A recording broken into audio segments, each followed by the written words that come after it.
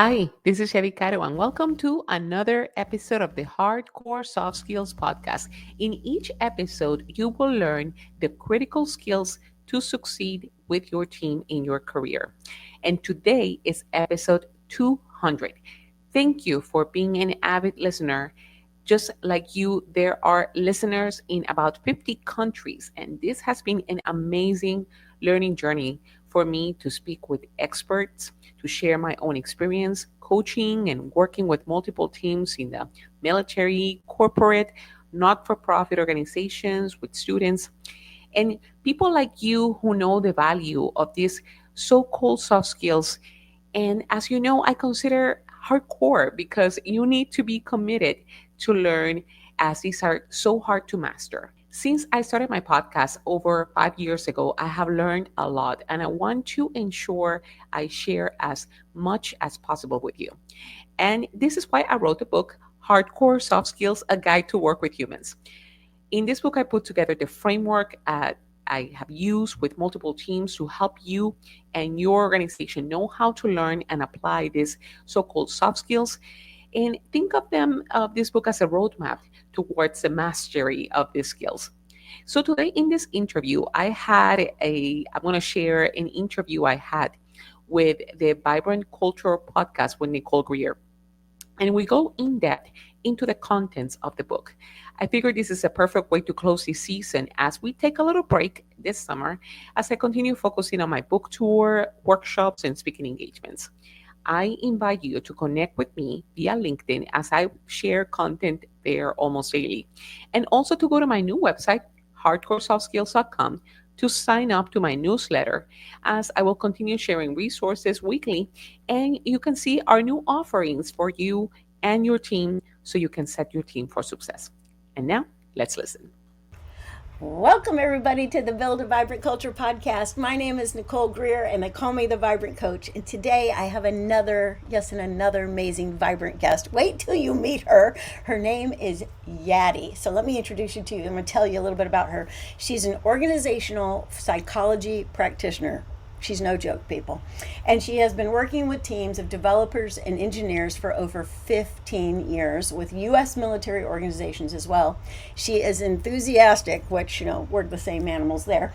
She's enthusiastic about launching high-performing teams and transforming organizations to break silos, improve collaboration, and innovate. And to do so, she combines an approach of integrating that organizational psychology. She went to Harvard. Again, she's no joke. And she's learned all about agile practices. She's a certified agile coach, and she's the author of this. Look what she sent me in the mail, Hardcore Soft Skills. She wrote this book, and it's a guide to work with humans, and her courses are available in multiple platforms, including LinkedIn Learning. Welcome to the show, Yadi. I'm so glad you're here. I'm so glad to be speaking with you, Nicole. Very happy to be here on your show. Yeah, it's great. And we're going to talk about your book today, which I think is going to be so fantastic. And so notice here, Caro, right? Yadi for short, A Guide to Working with Humans. And so this is what we're going to talk about today. So first of all, hardcore soft skills. That's a little bit of like saying jumbo shrimp. Right? So jumbo and shrimp, right? But hardcore soft skills. I love your title. How'd you come up with the title? It's so good.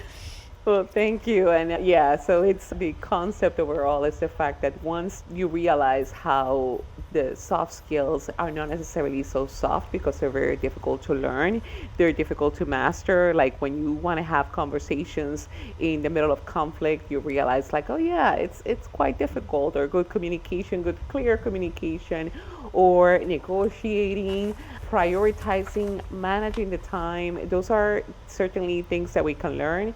And as we all realize and struggle with every day, they're difficult to master, and they require commitment as well. So that's why I use the concept of hardcore soft skills, because they wanted to be able to establish the contrast, which in fact is just very, very much aligned to what soft skills are. Yeah, that's great. Now, right out of the gate on page 1, everybody, she's got the definition from Merriam-Webster's dictionary. Hardcore, relating or being part of a hardcore, marked by or involving a persistent state or circumstance of very active and enthusiastic, dedicated, diehard, serious, or intense in nature or degree.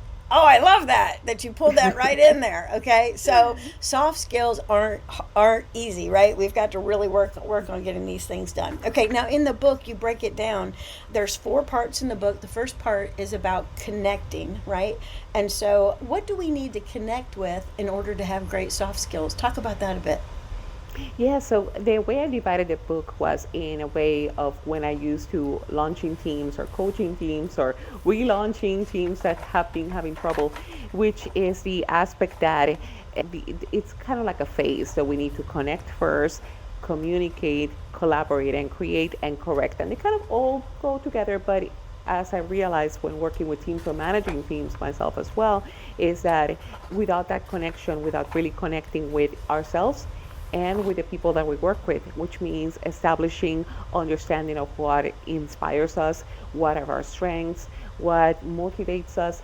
Once we get to know those things about ourselves and about others, we get to work better together because we understand what we bring to a team or a work situation. And also, it just helps us build that trust early on. It's just a continual process of what we do, but connecting is very critical in order for work to function because we're so focused on processes that we forget that there are people that we are working with Yes. that make the thing happen. That's right. That's right. So in this first part, the connect, Yadi teaches you to kind of turn the mirror inward. And if you've been listening to my podcast, you know that I have a methodology called Shine, and it's all about self-awareness. And like, boom, look, Yadi is backing me up here. The first thing we need to do is find out what we're good at. So what skills do we need in order to get into the soft skills? Like, what kind of mindset do we need to have? How do we get going with our soft skills? What do we got to realize about ourselves?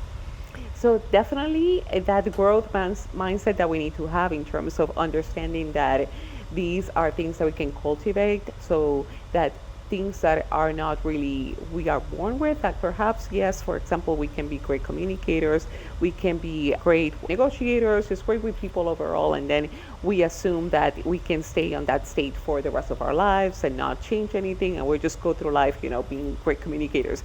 But some of us may have some struggles, so it's important to just have that mindset to understand that if we consider ourselves that we are lacking specific skills, that we have the ability to improve on them on a day-to-day basis because they're situational basis as well.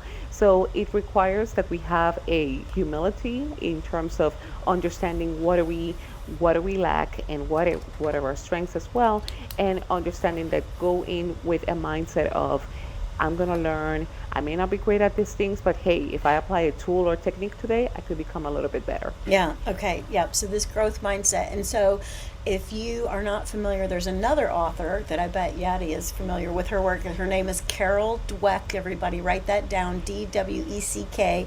And Carol Dweck wrote a whole book about mindset and that we have to have this attitude of, I don't know how to do this, not yet. Right, that I'm going to learn. Right, so I love that. Yeah, and I would say that in our self-awareness, that soft skills are easier for some people than others because we're hardwired. Maybe personality plays a part in this. What do you think? Absolutely. Definitely personality plays a significant part because this is not asking people to just change who we are or just, if we tend to be a grumpy person in the room, we don't want to all of a sudden become like the friendliest person. It's like, well, if it's not me, I'm not going to necessarily become another person. It's just the aspect of there are tools and techniques, just like with any skill when we want to become better, for example, at other hard skill, like let's say a language, like learning German, for example, that will be there are techniques that we can use, there are pronunciations that we can have that are better than others.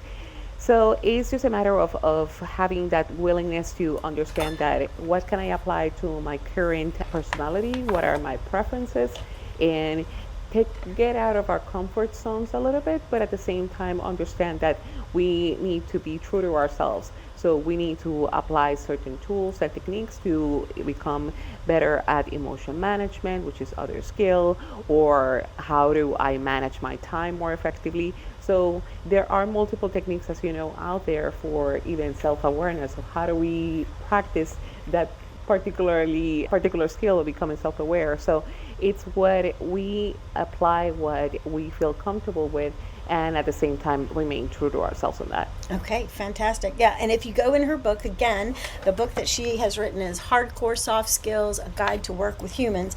If you go to page 17, she gives you a little assessment. It's right here, people.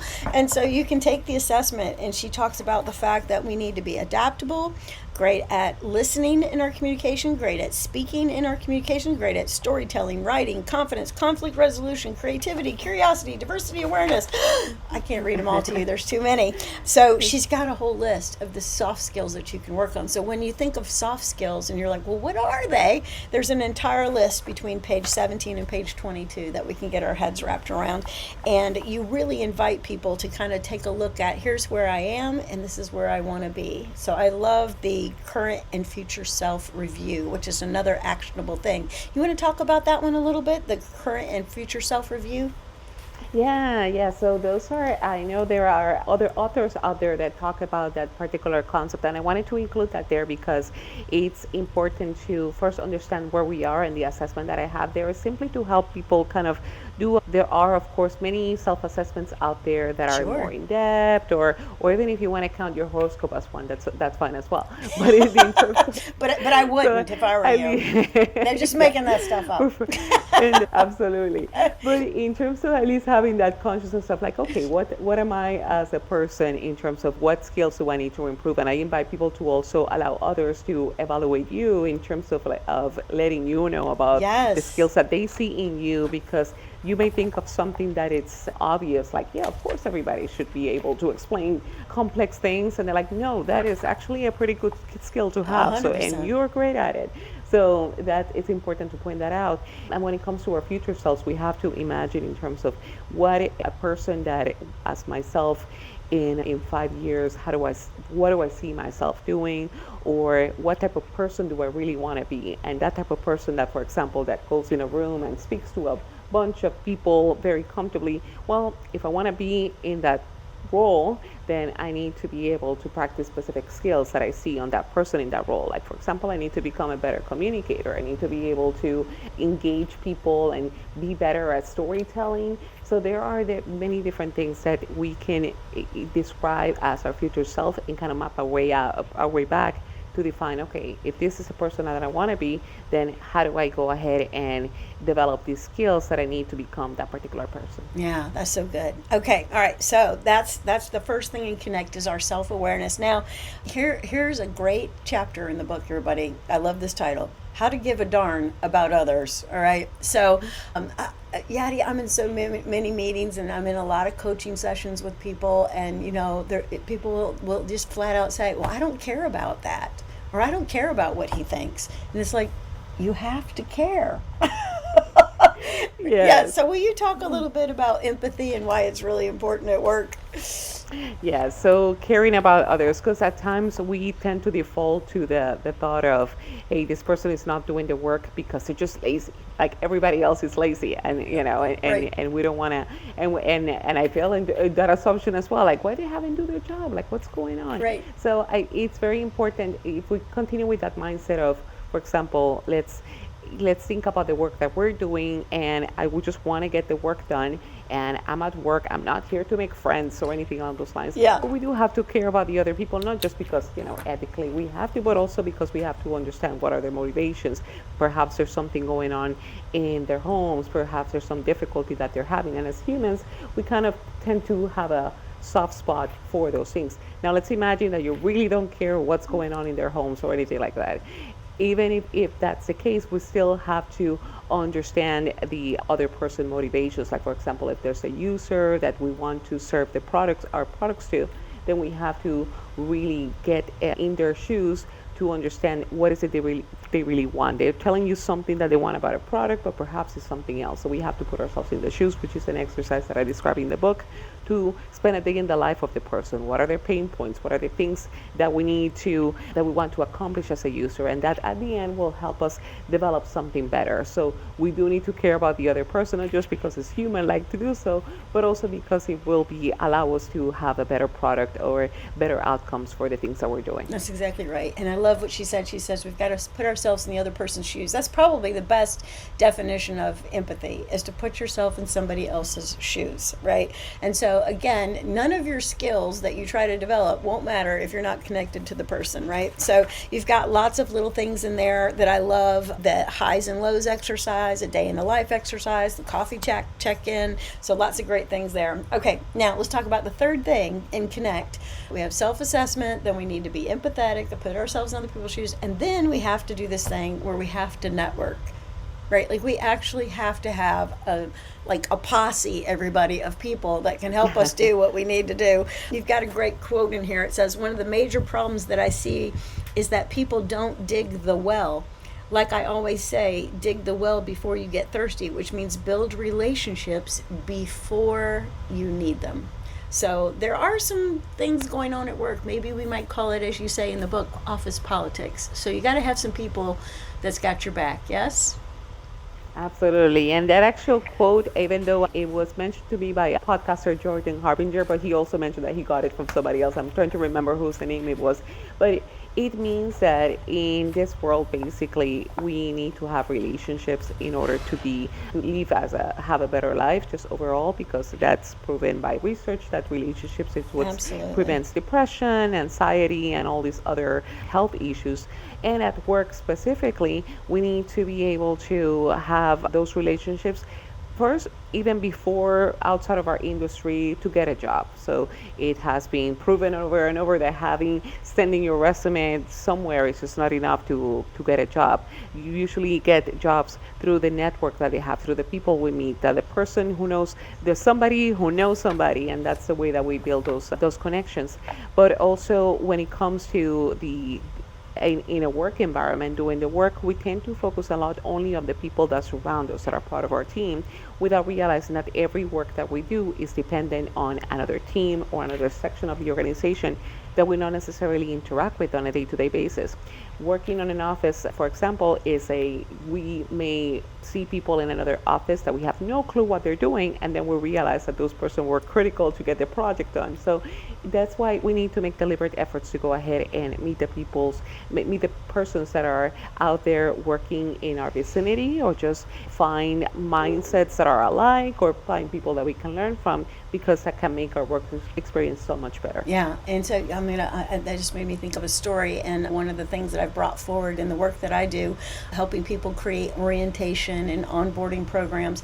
When I first got hired by this company called Summit Properties, Yadi, I was blown away. I'd probably had 3 or 4 jobs before that, and they hired me and they said, your first week, all you're going to do is meet people. I was like, Nice. okay, what? Mm-hmm, And so that's right. at some level it was intimidating, but it was probably the best thing that ever happened to me. They took me to the home office down on Tryon Street, took me up in the proverbial ivory tower. It just happened to be a big ivory high rise. And so they took me in and they're like, this is the lady that answers the phone. We want you to know who she is, right? And so Yes. then she and I had a coffee, and then she introduced me to my accountant, who would be the person that would be doing the books for the property I was working at. Then they took me and introduced me to the owners of the company. Then they took me to lunch, and then they showed me around. Then they drove me to other apartment communities. I was in property management, and I knew 20 people the first week, and had seen eyeballs to eyeballs with them, and had broke bread, drank coffee, had soda. Yeah. I mean, it was fantastic. So you got to do that. So Yadi is correct. All right. So that is so important. Okay. So now part 2, we're going to go to, we connect, right? Now we're going to go to communicate. So in part 2, you talk about several skills. One, the title in this chapter is How to Shut Up and Listen. That is really good advice. Do you want to talk about listening? Because it's huge. That is huge, and we realize that we all simply just suck at listening, because we tend to be either interrupters or tend to jump into solving problems, like I usually do. Also, it's just that doing even science proves basically that we are not great listeners, because I believe the statistic is that people can talk at about 125 words per minute, yet we can absorb and listen to information for over 400 words per minute. So that simply means that as I'm talking, or people listening to this podcast, they have in their minds like, have I done my laundry? What do I have to do today? Oh, I Sure. need to make I'm the appointment. hungry. So hey, I'm hungry. So all these things. So in order to alleviate that, techniques for becoming a better listener could include pausing to understand what information we are consuming, repeating back to the person what has said in a meeting specifically, because that's very critical. How many times has it happened to people that when we are in a meeting, all of a sudden that we walk away from the meeting and everybody had got a different takeaway. So wrapping the meeting up with a summary will be very helpful for the people to understand what's going on and what's the next step after the meeting to save time. So listening is something it's very critical and a practice that we need to incorporate every single day. It will save time, it will help our relationships, and it will help us manage conflict a little better too. Yeah, so good. And get your pens at the ready. You know, I always tell you, if you're listening to this podcast, have a pen and paper, have your keyboard ready. Here's the 4 things that he's got in the book. Step 1, turn off distractions. I don't know if you have this experience when you're coaching people, Yadi, but I coach people and I have to say, do you have your email turned off? Is there a sign on your door that says you can't talk right now?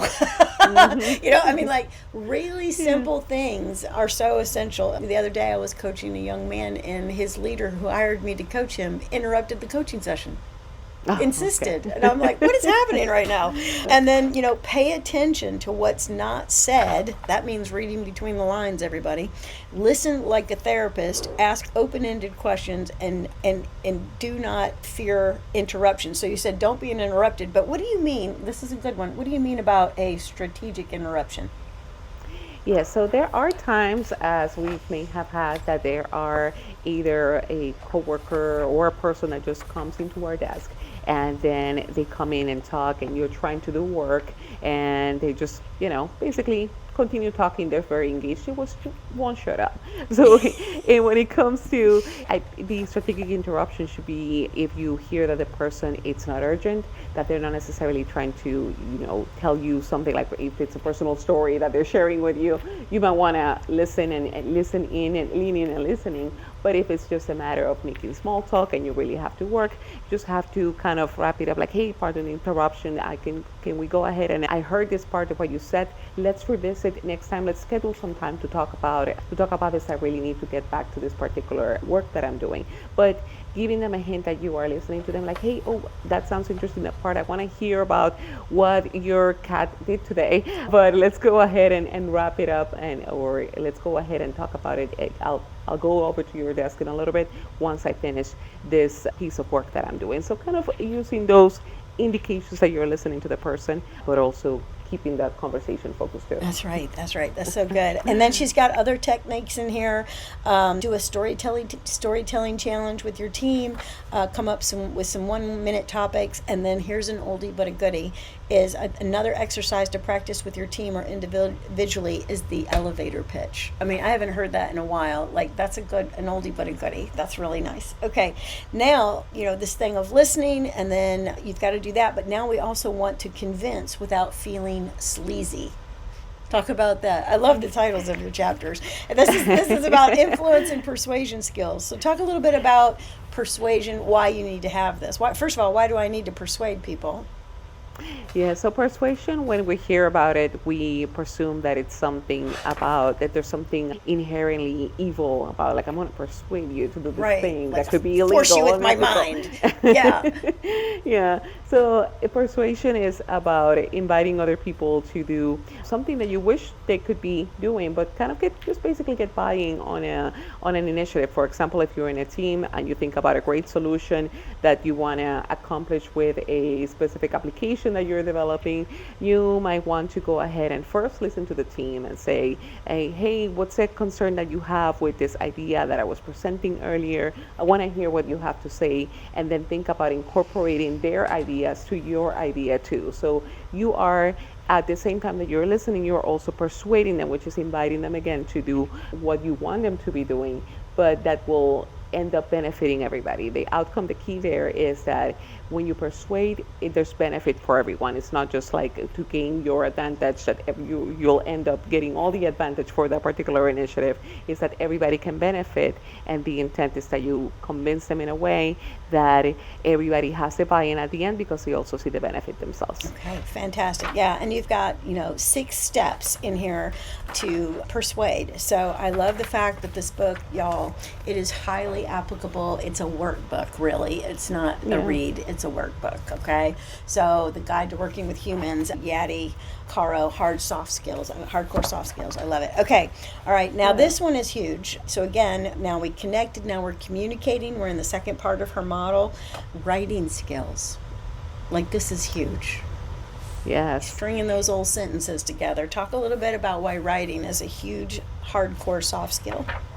Yes, especially now because we tend to just go to our preferred AI tool, ChatGPT, to write our emails, to write our books, to write everything. So it's just a matter of realizing that the activity of writing is not just a matter of summarizing things. When we are writing, we are thinking, we are absorbing the information and putting it into a language that we can understand. So we have to think of as the activity of writing that's something that's engaging our brain, because it is engaging our brain, it is engaging our ability to comprehend specific concepts, and even as research has shown, even handwriting is even better. So if we don't want to spend the time either journaling or handwriting, at least let's make an effort before we go into ChatGPT to write something for us or do a summary for us, to do the work ourselves, just to make sure that our neurons in our brains keep working, because that is the case.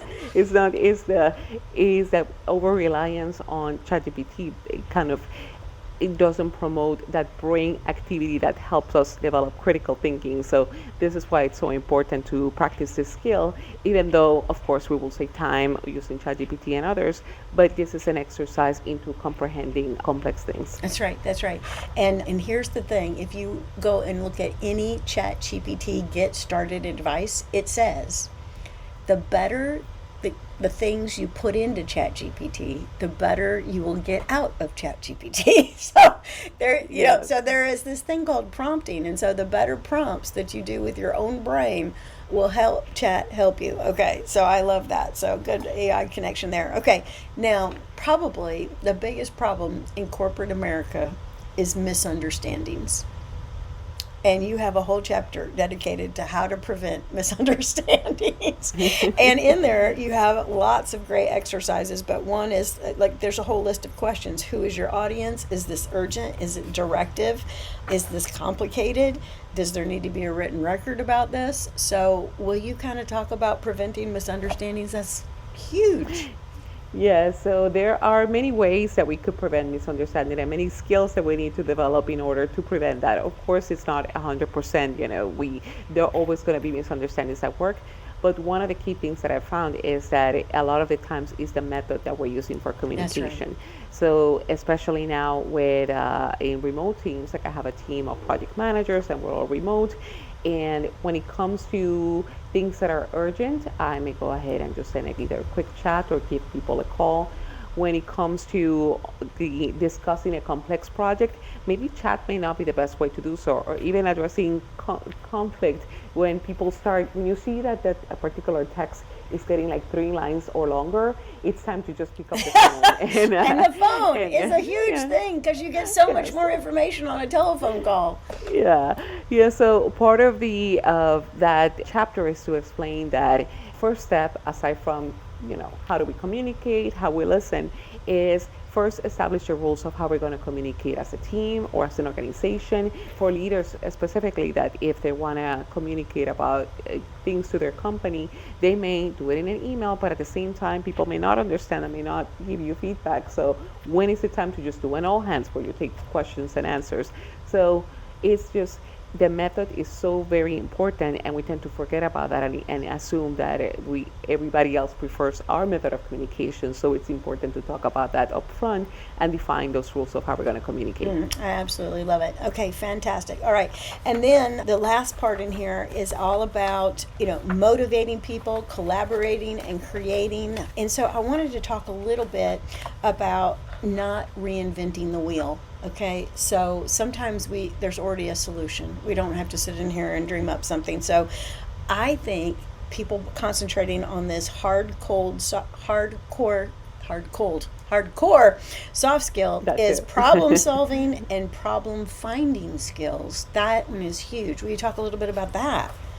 Yeah, another thing that's becoming very significant as a skill in the age of AI, because in right now with AI, we're automating solutions. We can find solutions to any problem that we have. If we do the right prompt, it could give you There like you a go, the right whole prompt. the methodology of how to do the thing.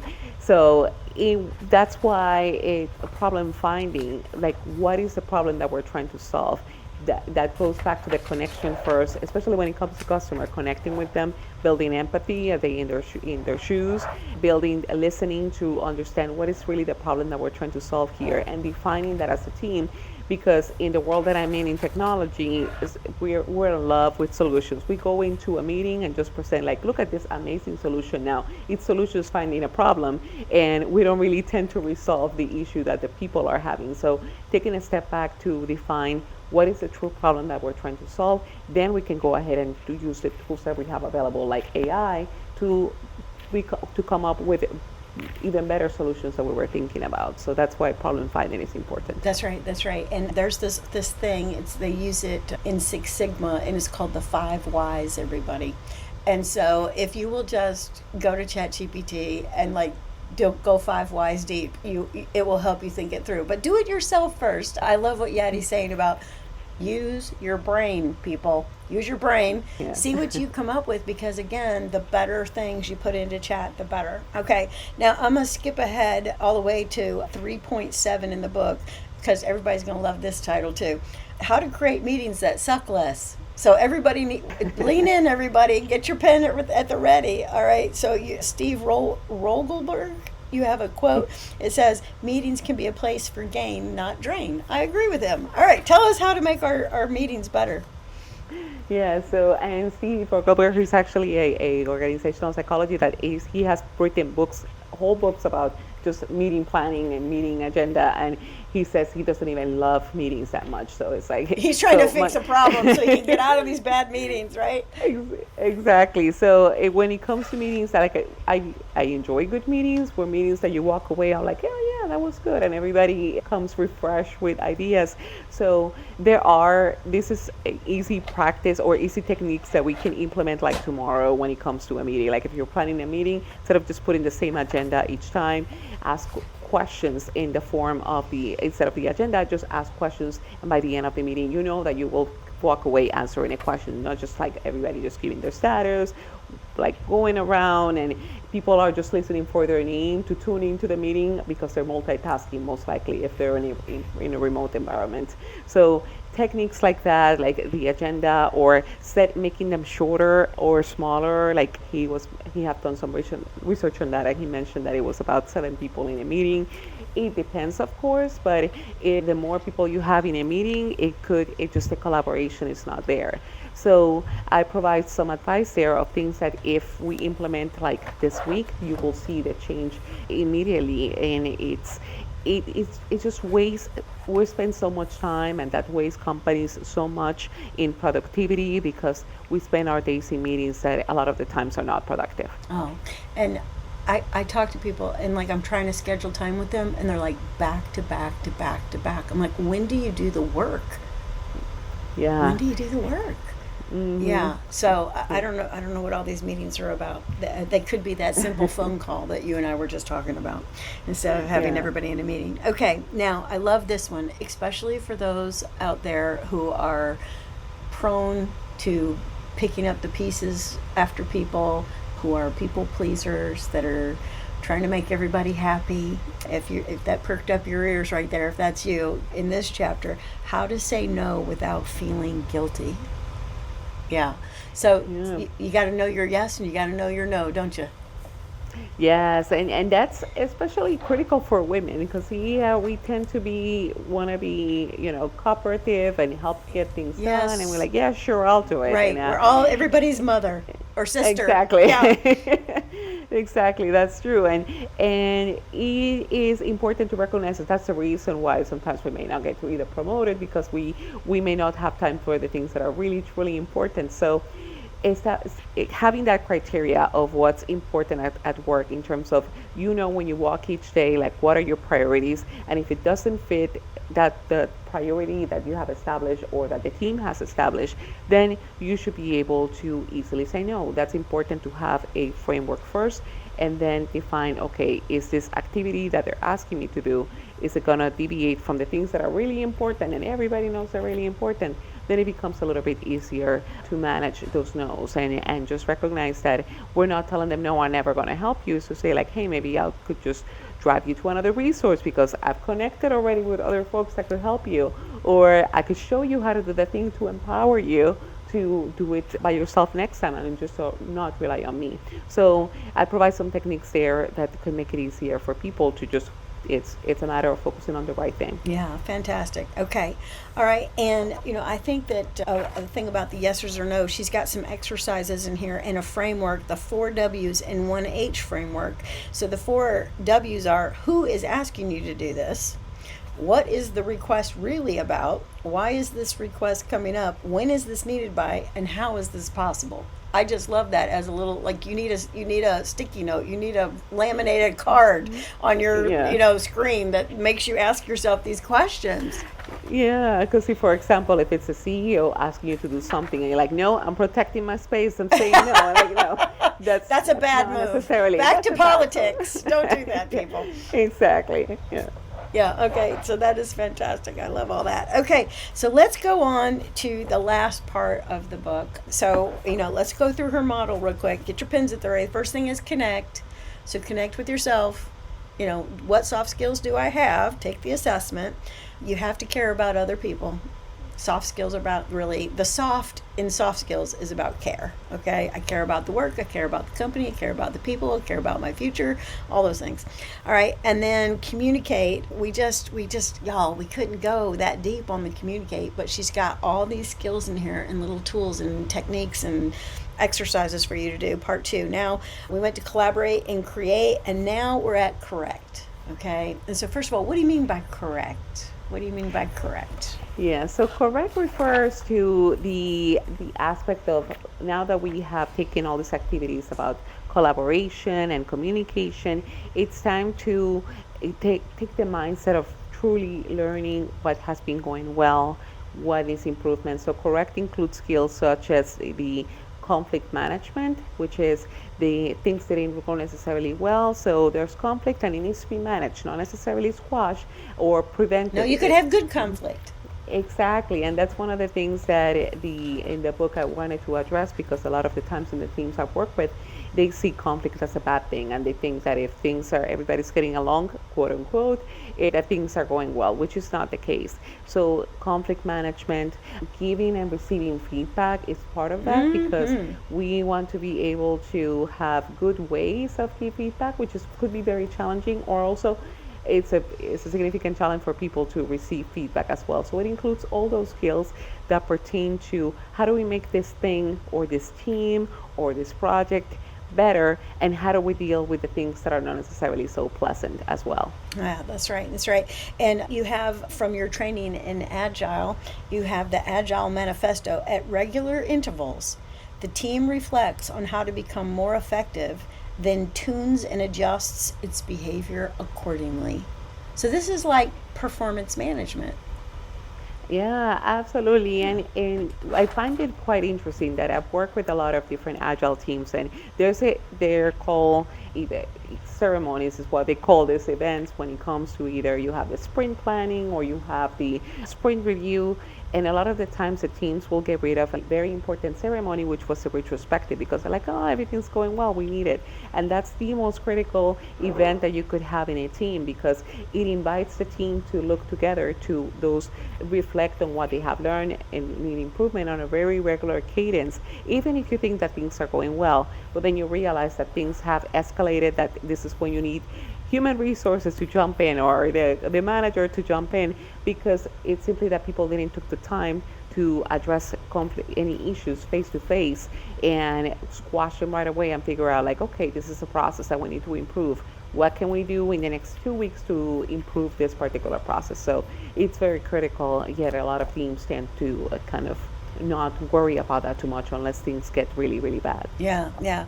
And so I love that. So you've got the guidelines for the retrospective is on page 142 and 143. And then you've got another one of my favorite organization development psychology things is this little simple thing. What do we need to start doing? What do we need to stop doing? What do we need to continue doing? So I love that little, where I picked that up in my coaching training. Is that where you got that? Yeah, yeah, for agile frameworks when it came to agile coaching, and I find it interesting because all those guys who created the Agile Manifesto were all very folks that were not necessarily in the performance management spaces. They were just people that were doing a getting together to create better solutions to develop their products faster. So that came very technical folks. So the fact that they realized the importance of, in order to develop something better, faster, better quality, we need to do these activities and reflect on how we're doing. Yeah, that's so good. Okay, all right. So another one that you have is this thing of feedback skills. So I teach feedback all the time in my leadership development. I have a little thing called a C3, which is like, what are the circumstances here? What's the conduct people are doing? And then what happens when we do this kind of behavior, right? I'd like to hear about, how you think people should give feedback. People are very scared to give it. They're worried about those relationships. But I think we really want, most people, if you ask them, would you like me to tell you the truth? They're like, yes. Yeah. So will you talk a little bit about feedback? Yeah, so it's great that you have that, teaching people to give feedback. It's such a difficult skill that I feel like myself, I'm still working to improve in it, because we think that, first of all, we think that people react to feedback all the same way that we will react to feedback. Like, for example, I think I like to welcome feedback from people, like, how am I doing? And then people give feedback to me. Perhaps I may disagree with them, but when it comes to that, you could disagree and listen to the feedback. As long as they're not insulting you in terms of attacking you personally, you could say thank you to the feedback that you have received, and like, okay, I'm going to evaluate things, and then move on. Even if you don't agree with the person, it's not a matter of in that moment going ahead and getting into like, this is why I'm right and this is why you're wrong. Yeah. Just take the feedback, and again, if it's not insulting, and then going ahead and thank the person, so you can evaluate really if it's something that needs to be changed. And when it comes to giving feedback, asking for permission first is a good thing to do, a good practice that I realize. Ask permission. Yes, that, hey, you kind of give you some feedback, and sometimes the person will be like, yeah, sure, kind of like under Right. under the breath, like, yeah, of course I want to receive feedback. Just welcome it and ask for permission, but also focus on the process, not the person. Or just say like, oh, you tend to be this type of person, or you tend to be a great communicator or a bad communicator, or you tend to be distracted. Like, focus on the specific, be very specific about what you're saying in terms of the process itself. That's right. Not the person. And sometimes it's just good to be direct. I know we've learned this technique about the sandwich feedback, but the research has shown that it's not good. It's like, yeah, I see that coming. You tell me the good thing and then the bad thing, and you close it up. Yeah, just give it to me straight. So That's right. But yeah, it's better, as research has shown, as you know, it's that it's just better to be direct when it comes to feedback. That's right. Yeah, because it's not only that, but like, if somebody got feedback, here's something good, here's something bad, here's something good. How'd your review go? It was good, mainly good. Yeah, exactly. Oh, you remember the last thing? Yeah, it was 2/3 good, 1/3 not so hot, and so I think I'm good. And so that maybe not even take the Oreo, and it's the most delicious part is the creamy middle. I'm just saying. Okay, in the Oreo cookie. All right, yeah, all right. Now let's move on to change, and we could probably do another hour, couldn't we, Yadi, on change management and skills needed in change. And here's the thing about change, everybody. Business is change. It's like over the years, I don't know, John Cotter, I love his model, by the way, his 8-step model for change. She mentions it here in the book. And he's at MIT, or was at MIT, Massachusetts Institute of Technology. But here's the thing. If a business isn't changing, it's going to go out of business. And so they've separated out this thing called change management, but you're doing it every single day. You're not like initiating a change. it should be back to improving your processes, with the agile. It should be every day. Okay. So, that said, chapter 4.3, how to deal with constant change, which means how to deal with business or life. Anyways, what Yeah. do you think about change? Yeah, so that was actually one of my favorite conversations that I had on my podcast, which was with John Carter a few years ago, because he's the authority in change management for Yes. the organizations. So I took those 8 steps and I was thinking from the perspective of, okay, this is the perspective of the organization, what to do from the organization to implement change. So I took that from the individual's perspective of like, okay, change is coming to me. So I'm going to take those first steps, those 8 steps that he describes, and kind of see how do I adapt to that change, and be the person that's willing to change with the organization, because we always see that as a bad thing when it comes to reorgs or things along those lines, because of course it's affecting. We don't know how it's going to impact our roles, or we see it as a threat. But if we realize like, hey, there could be something good coming out of this particular change, so let's see, how do I start preparing even now? Because even if the organization that you're in has not announced a change, just be sure that something's going to happen in the next 6 months, as technology is evolving, as the economy changes. So those are steps to enable to ensure that us as individuals, or even as members of a small team that we are managing, or we're a member of, that we can be better able to deal with those. Yeah, yeah. And so you've got that all laid out, the 8 steps. And really, my favorite thing that people miss in the change is oftentimes these changes are going to take a while. But number 6 in John Cotter's method that she's got in here on page 159 is you need to generate some short term wins. And then not only that, but then you need to celebrate these short-term wins. So if you're in the middle of a change and something's working, you need to say something and let the whole group know, let the whole company know. Yeah, so I love that. Okay, so you've got 2 other exercises in here for change: circle of control and reframe the change. I love that. But let's skip ahead and let's have this be the last thing. And listen, y'all, you got to go get the book. Here it is again. If you're watching on the YouTube, Hardcore Soft Skills, A Guide to Work with Humans. And everybody's thinking, oh my God, I need a guide for humans, because the humans are messy. Humans are messy. So what if I just can't get along with somebody? We've got a quote from Pastor JJ. Who's Pastor JJ, first of all? Yeah, he's a pastor in my church. Oh, I love Pastor Yeah. JJ already. Okay, a guy who just goes by JJ. All right, conflict can be in the classroom or a coffin that buries the relationships. Conflict can be a classroom or a coffin that buries relationships. That is so good. Pastor JJ, we love you. All right, talk a little bit how to disagree, chapter 4.4. I love it.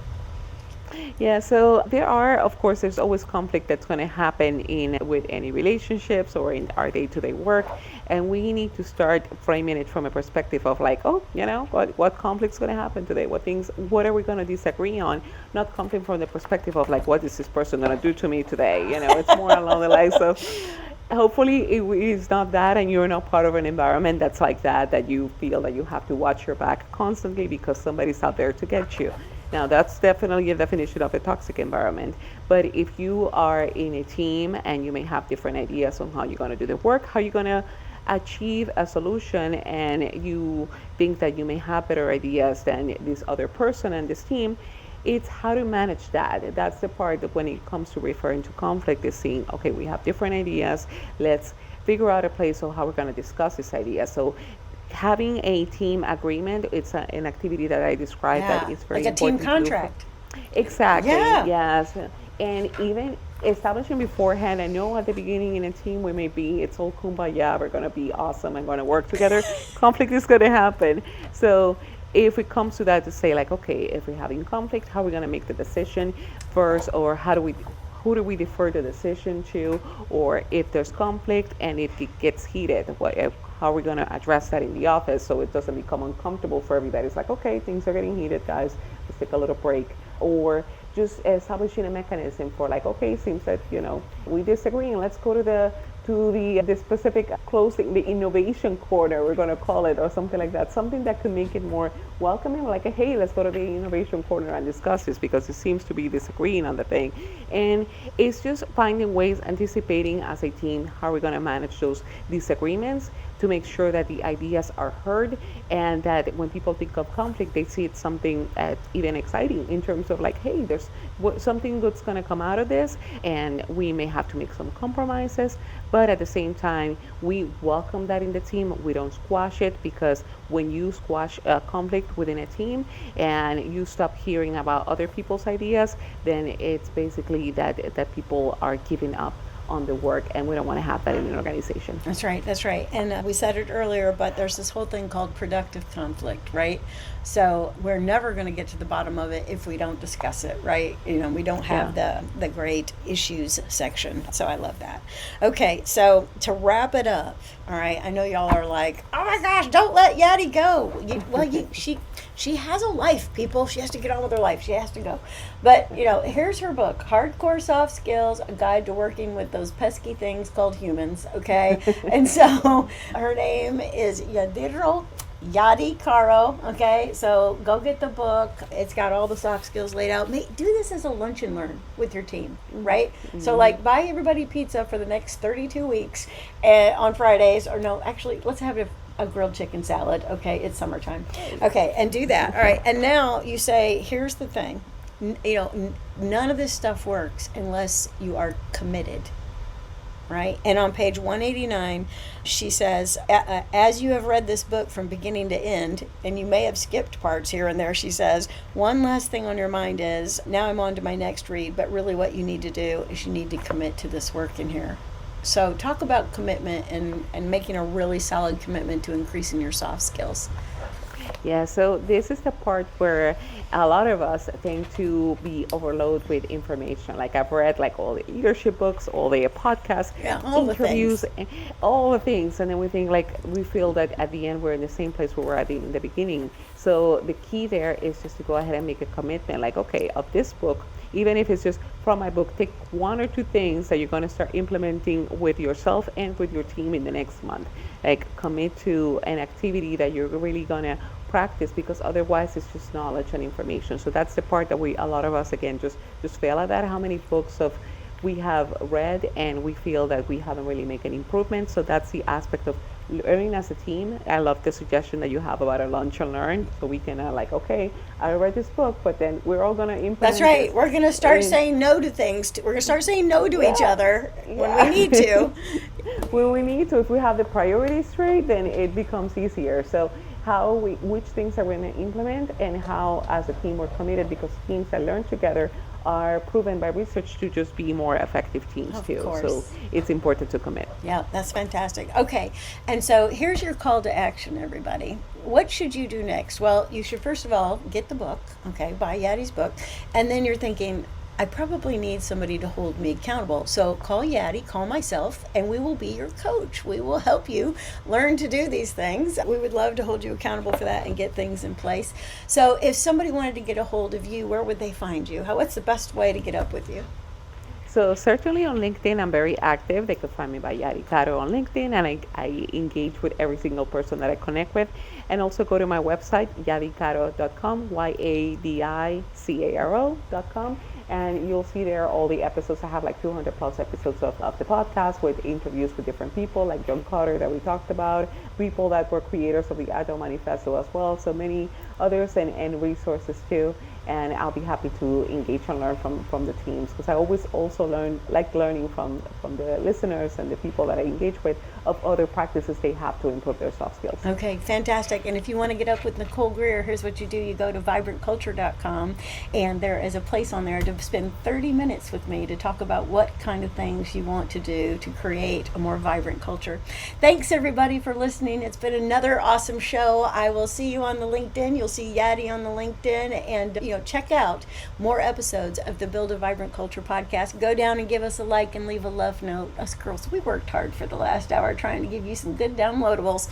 Everybody have a great week. I'll see you next week.